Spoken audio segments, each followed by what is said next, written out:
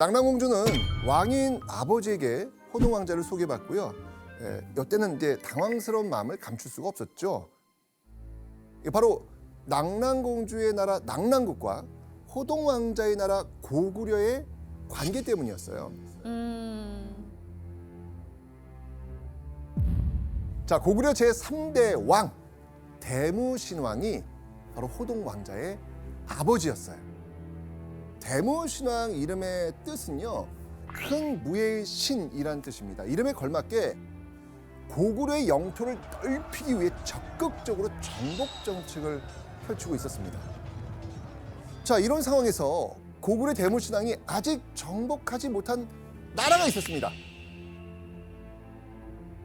바로 낙랑공주의 조국 낙랑국이었습니다. 근데 어떻게 그게 가능하지?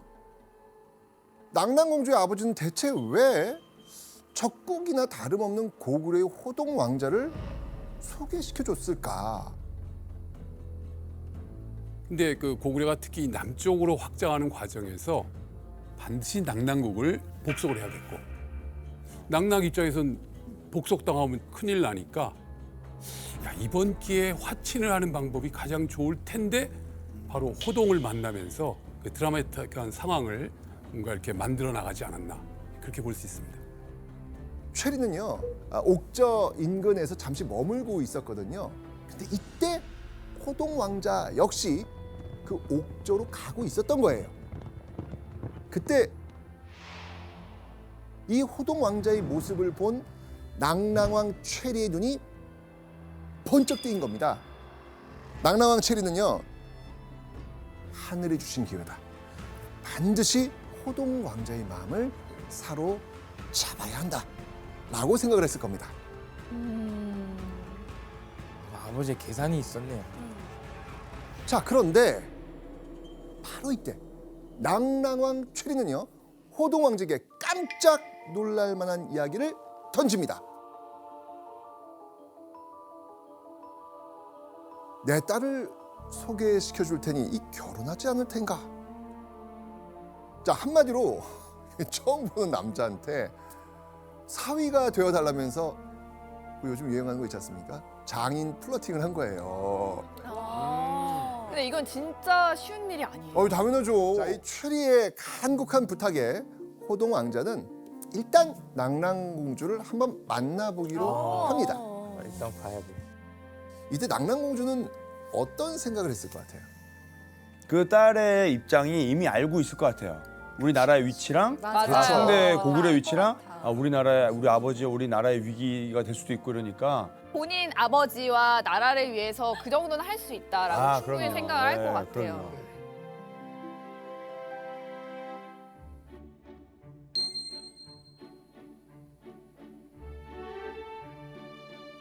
호동 왕자를 만나게 된 낙랑공주의 심장 이내 쿵쿵 요동칩니다.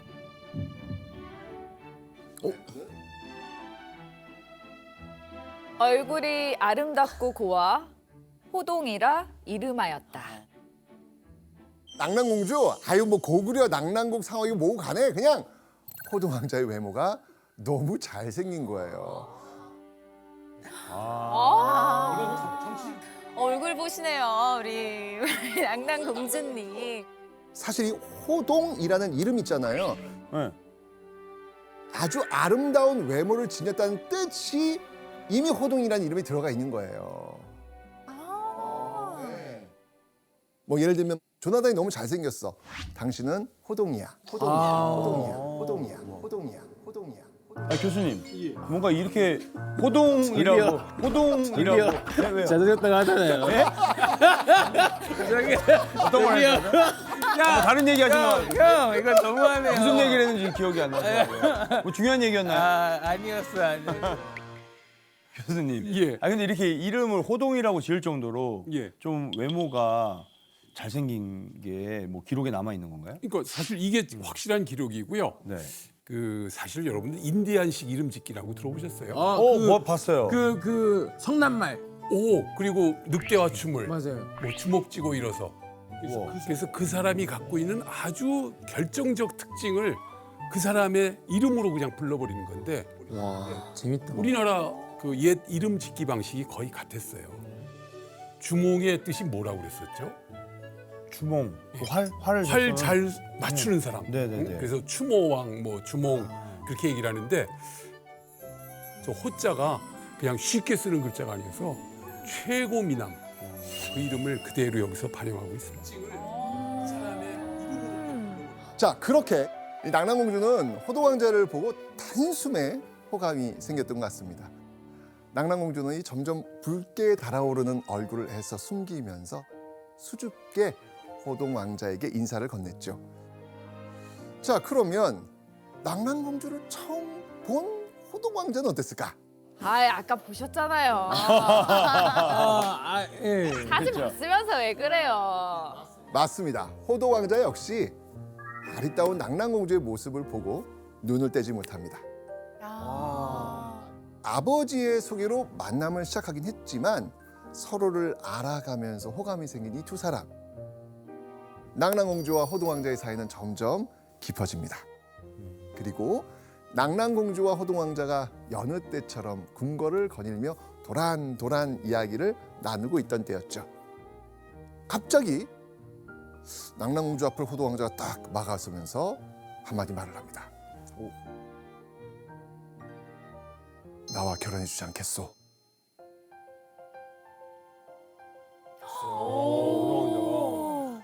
갑자기 호동왕자의 프로포즈를 받은 이 낙랑공주. 당연히 좋다고 했죠. 왜냐면 사실 단순히 뭐 외모가 잘생겼다라기보다는 말도 잘 통하고 또 또래다 보니까 거절할 이유가 딱히 없었어요. 네, 그죠? 진짜. 두 사람이 결혼하고 얼마의 시간이 지난 어느 날 호동왕자는 이 낙랑공주를 찾아와서 대뜸 한마디를 던집니다.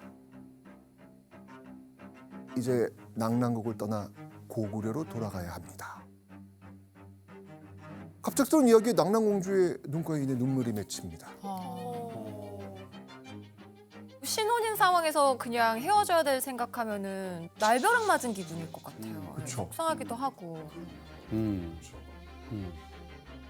이때 호동왕자는 아버지 대무신앙을 잠시만 보고 오겠다라고 말을 했는데 또 그 나라의 왕자이고 또 다시 돌아온다고 했기 때문에 눈물을 머금고 보낼 수밖에 없었습니다. 다녀오겠다는 거잖아요. 네. 자, 그런데 호동왕자가 고구려로 돌아가고 얼마 뒤 낙랑공주가 그토록 기다리던 호동왕자의 소식이 전해집니다. 자, 과연 낙랑공주가 어떤 소식을 들은 건지 한번 확인해 보시죠.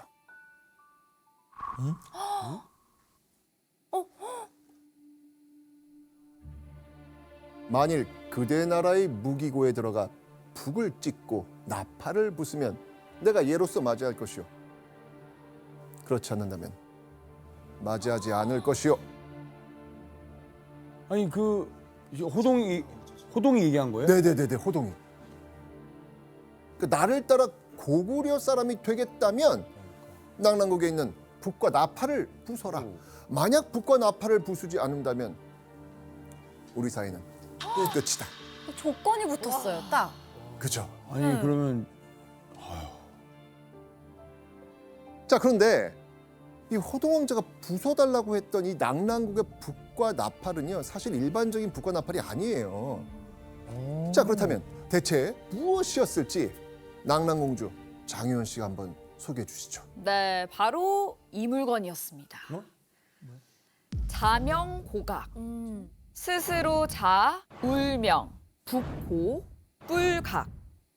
그러니까 적이 나타나면 스스로 우는 북과 뿔 나팔이었습니다. 그리고 이게 또 낙랑국의 보물로 불렸기 때문에 굉장히 중요한 거였어요. 맞습니다. 그러니까 적이 나타나면 스스로 북과 뿔나팔에서 저절로 소리가 나 적의 침입에 대비할 수 있는 겁니다. 요즘으로 치면 국가 비상경보 장치 이런 거죠. 진짜 네. 중요한 없으면 거네요. 안 되죠. 그렇죠. 교수님 예. 이런 게 실제로 있었던 건가요? 기록에 명확히 있으니까 있었겠죠. 근데 과연 저게 뭘까가 이제 여러 가지 추측이 있습니다. 중국 춘추 시대 묵자 기록에 등장하는 내용 중에 그 성을 공격하는 걸 탐지하기 위해서 비혈, 구멍을 준비한다 그런 방법이 있습니다. 이것은 성벽 주변의 땅구덩이를 빙 둘러 파고 커다란 항아리에 가죽을 씌워 북처럼 만든 다음에 이 항아리를 그 구멍에 묻는 것입니다. 그러면은 적이 성을 공격하기 위해서 땅굴을 파거나 아니면 야밤에 몰래 이렇게 올 때 그 미세한 진동마저도 반응이 돼서 거기서 소리가 둥둥 자명을 하는 거죠. 그리고 북은 고대 사회에서 신과 소통하는 아주 신묘한 물건으로서 이해가 되고 있습니다. 지금 저 화면을 보시면 저게 북한 황해도 안악 3호분에 있는 행렬도예요. 도끼 들은 사람, 칼, 활 등등해서 아주 중무장한 부대가 있는데 보면은 지금 북이 보이시나요? 네네네. 그게 세 무리가 있는데 다 중무장한데 예쁘게 치장한 여인 2명이 따라가는 게 있어요. 네. 아마도 기녀라고 표현이 돼 있는 저 무당들이 신기를 가지고 앞일을 예견하는 그런 어떤 기능을 하고 있는 분들이 있었던 것 같아요. 그래서 자명고각은 2견해가 현재 유지가 되고 있습니다. 실제로 울리는 북인지 혹은 무녀인지 자명고각의 실체는 정확히 알 수는 없지만 한 가지 확실한 건 무기고 깊숙이 보관할 정도로 최첨단 방어 도구이자 낙랑국의 초극비 군사상이었던 겁니다. 선생님, 근데 군사 기밀은 진짜 기밀이기 때문에 적국에서 알 수가 없거든요. 근데 어떻게 호동은 그런 디테일한 이런 기밀까지 알 수 있었던 거죠? 동현 씨, 네. 이제 호동의 실체를 아실 수 있습니다. 낙랑공주와 호동왕자가 낙랑국에서 행복한 시간을 보내고 있을 무렵 호동왕자는 낙랑공주에게 넌지시 이런 질문을 던집니다. 낙랑국은 참 아름다운 곳입니다. 이곳에 훌륭한 보물들도 많다고 하던데 와, 보물 가운데 가장 좋은 것은 무엇이요? 와, 진짜 사기 결혼. 아, 무섭다. 요즘에도 이런 게 파이네. 있어요. 맞아, 맞아. 사기 결혼. 와, 너무 충격이다, 진짜. 와. 호동왕자에게 푹 빠져있던 낙랑공주는 의심 없이 이렇게 답합니다. 북과 나팔이 낙랑의 가장 큰 보물이지요. 최악이다, 최악. 아, 진짜. 낭낭 바보. 아, 진짜로. 이래서- 조심해야 돼요. 이래서 얼굴만 보고 결혼했다가 큰일이 납니다. 그러니까 호동왕자는 낙랑국의 북과 나팔에 신묘한 기운이 있다는 걸 알고 고구려로 돌아갔던 것이죠. 와.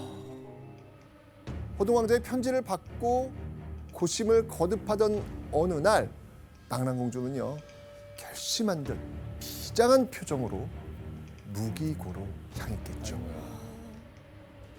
커다란 자명고 앞에 선 낙랑공주는 날카로운 칼을 자명고의 면 위에 가져다 댔을 겁니다. 아버지, 저를 용서해 주세요.